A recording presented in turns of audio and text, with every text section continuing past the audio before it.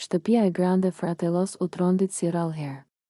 Askush nuk e priste që vetëm pas pak orësh brenda, Dolce, ajo vajza e ëmbël që e di nuk pushon së përmenduri në Big Brotherin tjetër, të zhytet në një situatë kaq të zjarrt dhe të papritur. Gjithçka nisi me një bisedë të pafajshme në obor.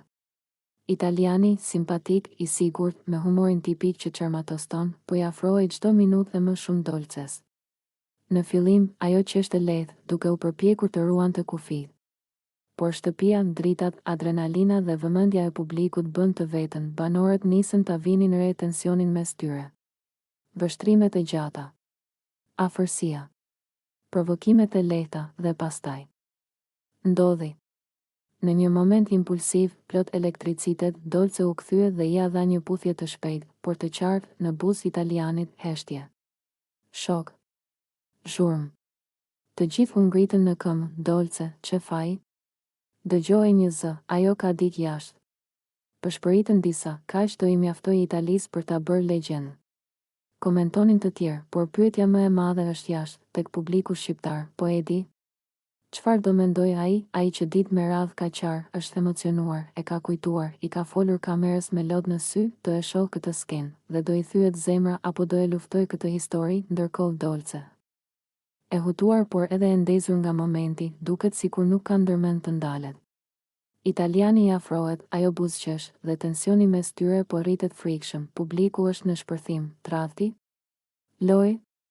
Momenti e mori? Apo Dolce po fillon një kapitull të ri? Një gjë është e sigurt, kjo puthje do trondit jo vetëm shtëpinë, por edhe dy reality show në të dy vendet.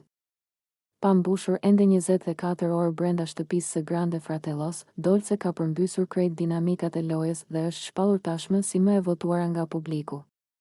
Një hyrje e qetë, me buzëqeshje të sinqertë dhe elegancë natyrale, u mjaftoi që Italia të futej menjëherë nën magjinë e saj, që në minutat e parë të transmetimit, komentet, televotimet dhe rrjetet sociale shpërthyen.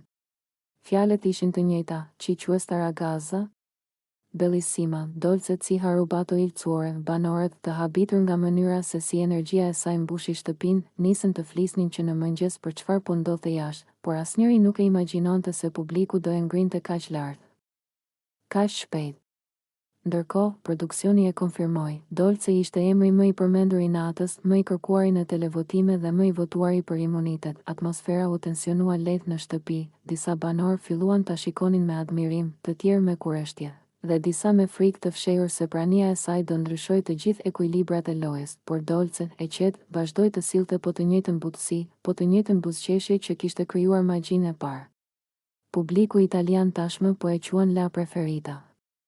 La sorpresa dell'anno, madje disa edhe vincitria e mundshme, dhe ironia e madhe, ajo nuk ka bërë ende as 24 orë brenda, nëse ky është fillimi. Imagjino çfarë do ndodh pas ditës së parë të plotë. Dolce është gati të shkruajë një kapitull të ri në Grande Fratello, dhe publiku është me të që tani. Sapo hap dera e madhe e shtëpisë së Grande Fratellos, tensioni ndryshoi menjëherë. Dritat u fokusuan në Dolce, e cila hyri me një qetësi magjike, sikur të kishte lindur për televizion.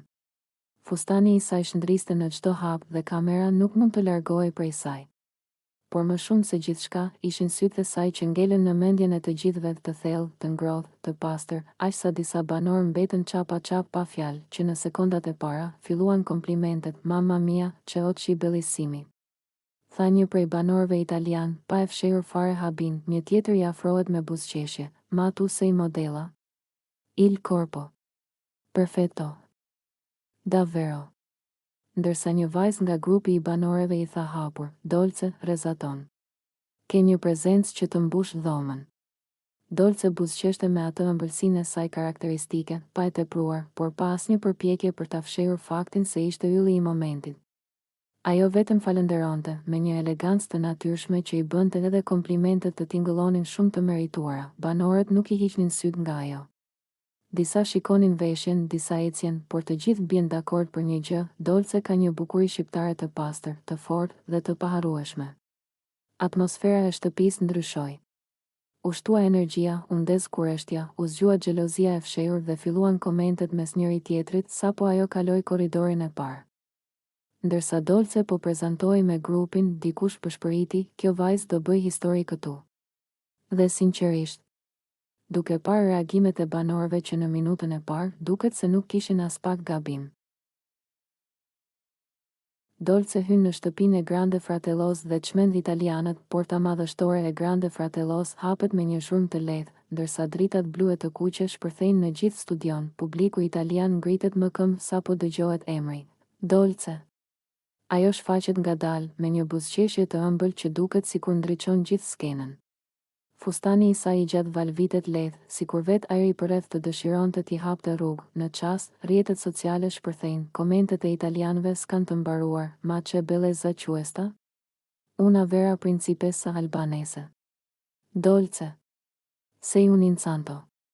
Kamerat fokusohen tek sytë e saj.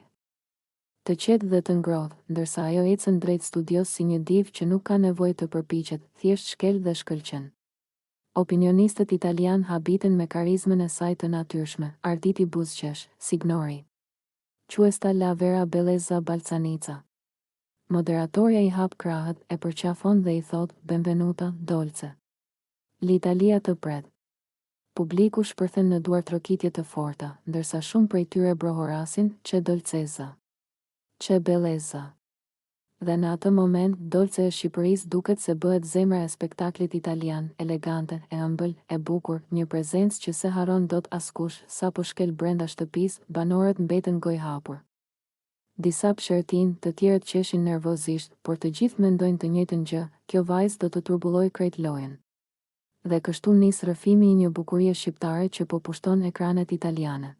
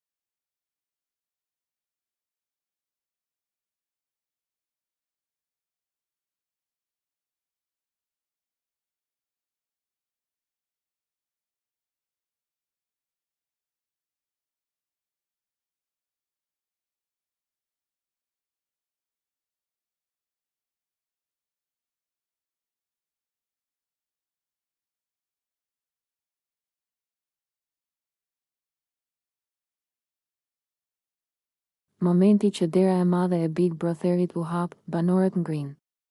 Njeriu që hyri ishte i gjatë, i veshur seriozisht dhe me një prani që e mbushi gjithë sallonin.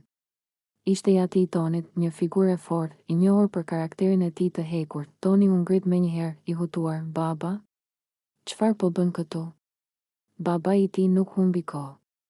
Sytë e tij të mbret bën një rrotullim të shpejtë nëpër shtëpi derisa u ndalën te Bia, e cila qëndronte e habitur, por e qetë, si gjithmonë. Ai u afrua drejt të birit dhe zëri i tij ra si çekan, "Kam ardhur për ty për të folur drejt për drejt."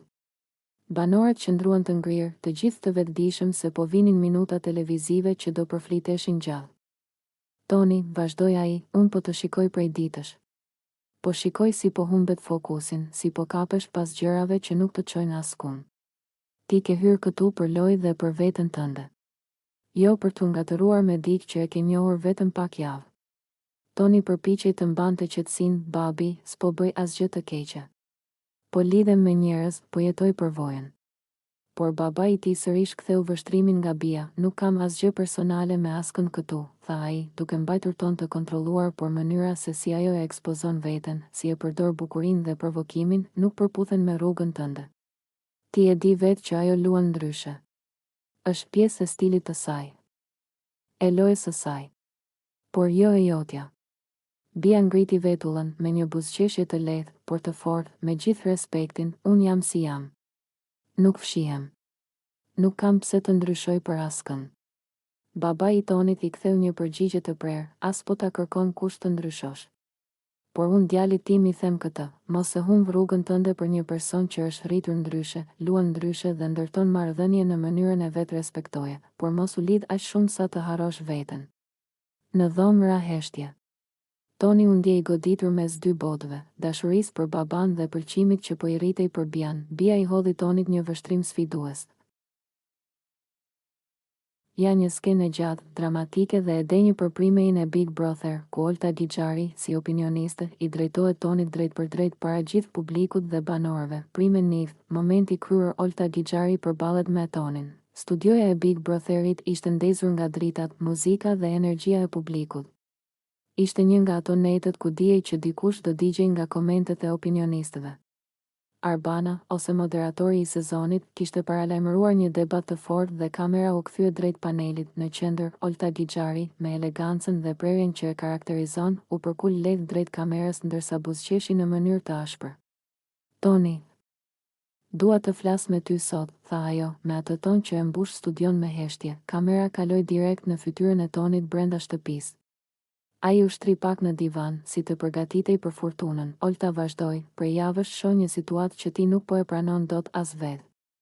Unë mendoj, dhe kjo është bindja ime, se ti ke një pëlqim seksual, jo emocional, për bian. Publiku reagoi menjëherë, disa fishkëllima, disa duar trokitje. Brenda shtëpisë, banorët hapën sytë si të mos e besonin që Olta e kishte thënë kaq hapur. Toni u drejtua, mori frym thellë dhe priti që ajo të vazhdonte. Shiko, tha Olta, unë nuk po të ofendo. Po të them çfarë shihet qartazi nga jashtë. Ti tërhiqesh nga mënyra se si ajo sillet, si vishet, si lëviz. Ti re në ndikimin e prezencës së saj fizike, energjike, provokuese. Ajo ngriti gishtin si për ta theksuar, por kur vjen puna të bisedat e thella, të ndjenjat, të emocionaliteti. Nuk të shoh të hapesh. Nuk të shoh të jesh i përfshirë shpirtërisht. E shoh vetëm një reagim instinktiv, impulsiv. Kamera u kthye te Bia, e cila qëndronte serioze, e ngrirë, por me krenari. Olta vazhdoi, duke mos e ulur as pak intensitetin. Bia është një vajzë shumë e fortë, shumë e sigurt në vete. Ajo e di si duket dhe si ndikon te njerëzit. Dhe kjo është s'ka asgjë të keqe. Problemi është që ti, Toni, nuk